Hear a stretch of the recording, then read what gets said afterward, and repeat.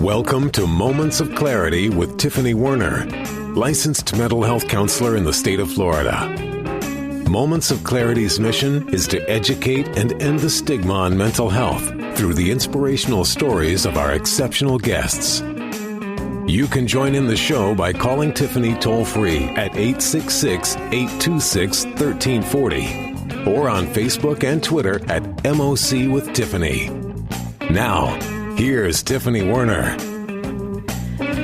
Hi, and thanks for listening. This is Moments of Clarity. My name is Tiffany Werner. I'm a licensed mental health counselor, and I'm your host. And we're going to have a very, very well-needed discussion on a topic that all of us face, financial worry, and helping discover how finances can ease our mental health, because a lot of people get stressed and depressed and angry or worried or all concerned with finances. It destroys relationships and marriages and families, and really can put a stress on someone's life and well-being. Before I introduce my guest, I want to say hi to Ed behind the glass. And happy Thursday. Happy Thursday, Ed. Thank you for being here and for all you do. And hello to everyone out there. I want to introduce my guest and also a sponsor of Moments of Clarity. And so well appreciated for helping keep the show going and raising awareness on mental health. And he's from Forward Forever Financial. Forever Forward Financial. I keep saying it backwards. I did it on my. I just jinxed myself. And he's going to talk about how we can budget our money and how we can make different decisions, even things that we probably overlooked or didn't even consider, of ways to really save money. And he's going to give a special treat to the Moments of Clarity listeners too today. And wow, I am. We'll have to talk about that during one of the breaks. Free consultation. Oh, that, yes. I want to introduce to Moments of Clarity Scott Bigley. Thank you, Tiffany. And he also has a very large background in mental health, too. And he's worked for residential facilities and things for years, decades. And so it kind of goes hand in hand. That's how we met. And so, wow. Welcome, Scott. Thank you so much for being on Moments of Clarity. I really do appreciate, and thank you again for the opportunity to not only be with you, but be with your listeners.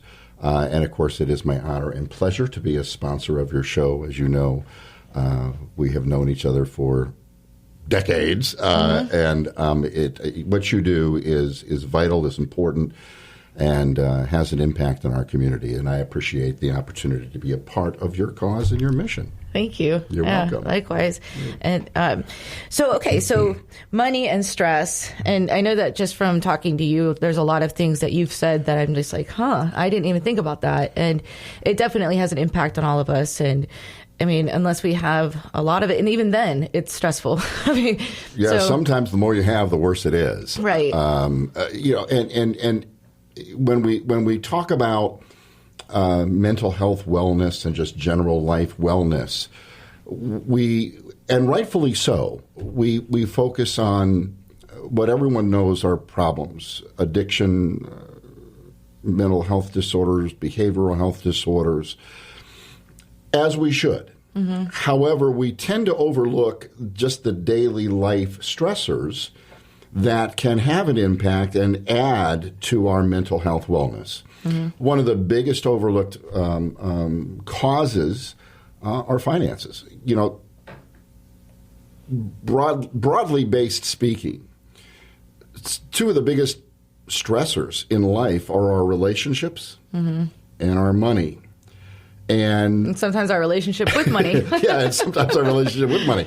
And as you just said, money issues can really destroy a relationship because, in my work, both in this industry and in my affiliation in the mental health world, so many folks struggled with understanding how money works that it kind of kept pushing them down that path.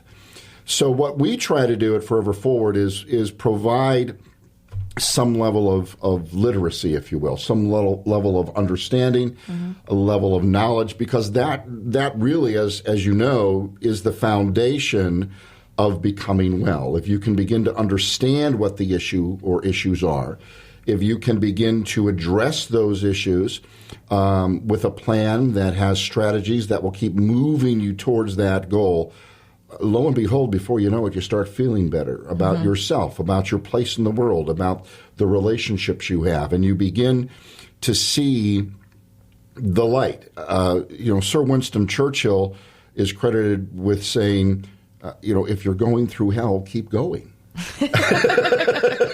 Yeah. And that's forever. Forward forever, forever forward. Forever. And that's kind of what we say to people. Look, we understand you kind of feel like you're going through, so let's keep going. The promise of the new decade, the promise of not only the new year but the new decade, is that we all have the ability to make a decision to say to ourselves, I don't have to live like this anymore. I don't have to do this anymore.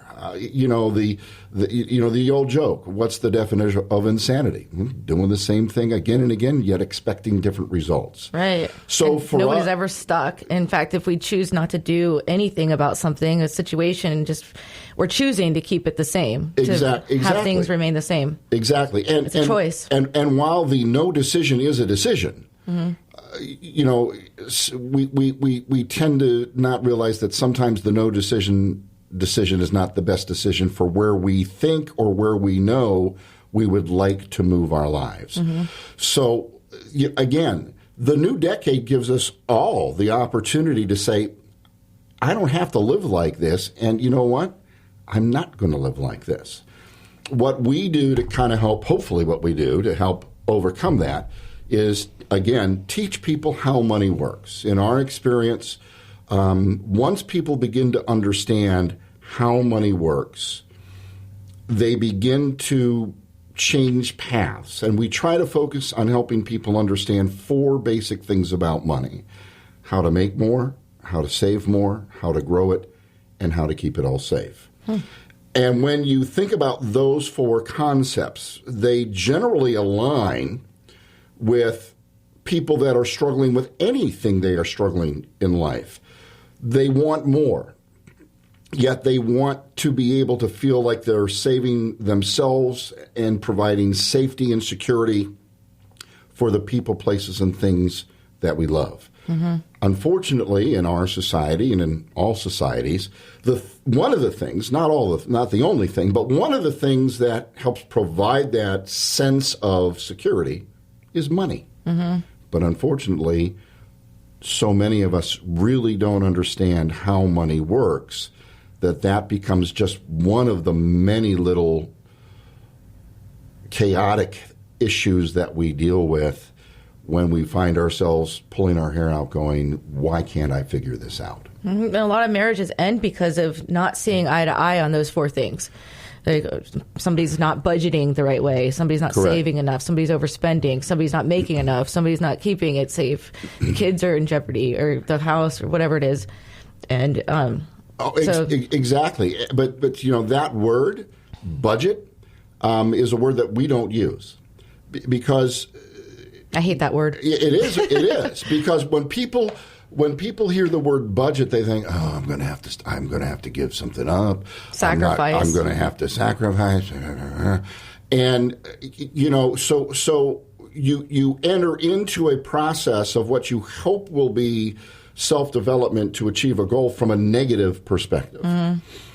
Whenever you enter into something from a negative perspective, it's probably not going to work out real well for you. You and I have known each other a long time, and we have both been in situations where we've said to ourselves, "Oh, I really don't want to do this," and I don't care what it is. Go to a party, go to dinner, meet with somebody, and we carry that perception, that thought pattern in, and we walk away going, "Well, that's exactly. I didn't like it. It was horrible." So the idea is that the word budget, your mind hears you're going to have to give things up. No one wants to have to give things up. What we try to do is to help people understand is, no, we're not going to talk to you about a budget. What we are going to hopefully help you learn is identifying the difference between needs and wants. Because when people tend to put together a budget, and the reason the budget blows up is the budget primarily is based on wants, not needs. What are the things that we really need to address, and what are the things we would like to have in life, we want to have? However, we don't address what we need. Sometimes it's skewed of a different definition of what a need and a want is. Exactly. And the best story is, of course, a personal story. And you know this, and I don't mind sharing it. Both of my daughters are in the arts. One is an opera singer. One performs on Broadway. When they were kids, people would look at us and go, "Are you crazy? There's no money in that. Why don't you have your kids be a nurse, a teacher?" Blah, blah, blah, blah. And when I would sit with people, in my world, and they would talk to me about a budget, and I would list all the things, they would always go right to, well, what's all this money you're spending for voice lessons and dance lessons and acting lessons and all the things that go into an individual who wants to be in the arts moving towards that. And I would say to them when they would try to tell me that, well, you need to eliminate these costs, I would have to look at them and say, no, you don't understand. See, in our house, these are needs. Your needs are far different than mine. And that's what we try to help people understand when they use that word budget. I love the air quotes on that. Every time you say budget, you quote in the air. Oh, it's a horrible word. It's a horrible word. Me too, at home. Budget. The budget. That's why we need your help. It's the budget. It's not in the budget. Well, why isn't it in the budget? So when we talk to folks about budgets, we talk about, let's identify what are the things in your world, in your home, in your life that are absolute needs based on where you are today, and what are some of the things that you would like to achieve. And then let's take a look at the money that we have available today and then allocate it appropriately so we can not only have all of our needs, but achieve some of our wants. Yeah. We have a caller, Scott. Oh, my Lord, we have a caller. We have a caller. Hi, welcome to Moments of Clarity. Hello, how are you? Hi, thanks for calling in. Thank you. And Scott, I want to thank you for coming on the show, man. This is really good stuff. Thank you. I had to step away for a minute, so for about 5 minutes, I didn't catch everything in its entirety, but I wanted to share something with you and get some advice, okay? I'll try. Before I get started, just before today, I was talking to a great friend of mine, a very dear friend, about, you guessed it, financial issues. In this case, insurance not covering the bill. And I was like, now you got to pay $1,000. Where's that money coming from? I say I don't have it, but, it brings on this stress, and it kind of takes over. So when I got out of the Navy, I was a single man, and didn't have a care in the world. When I was in the Navy, I got a Navy credit card, and the credit limit was only $250. I'm like, who cares? I'm in the Navy. They'll get their money one way or the other, right? And that was kind of my attitude when I get out of the Navy as well. I mean, I bought a house, bought a car, but I was not very responsible, to my shame, and I'm not proud of those things. And as a result, my credit went. I took, my credit was god awful, right? So since 1994, I've been working on rebuilding my credit, and now it's around 800.